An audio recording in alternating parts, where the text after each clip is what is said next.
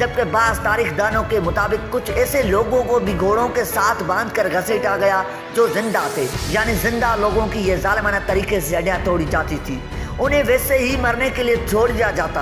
कुछ अरसा तो ऐसे ही गुजरता रहा, लेकिन चूंकि ये जुल्म नाकाबिले बर्दाश्त था, इसलिए उन मजलूम औरतों ने खुदकशी का रास्ता अपनाना शुरू कर दिया। यहाँ तक कि उस दौर में हर रोज तकरीबन 15 औरतें खुदकशी करने लगी, जबकि बाज़ औरतों को बचा लिया जाता। तारीखी दुनिया के मुहक्किक जॉन अल्ब्रेट इस मौजू पर गुफ्तगू करते हुए कहते हैं कि ये एक ऐसा जुल्म था जिसकी कोई मिसाल नहीं मिलती। वो कहते हैं कि जब कभी उनके शोहर अपनी बीवियों का ब्लेड उतारते तो उनकी हालत काबिल रहम थी। यहाँ तक कि कुछ औरतों के मखसूस हिस्से में कीड़े पड़ जाते थे जिनसे शदीद बदबू उठ रही होती थी।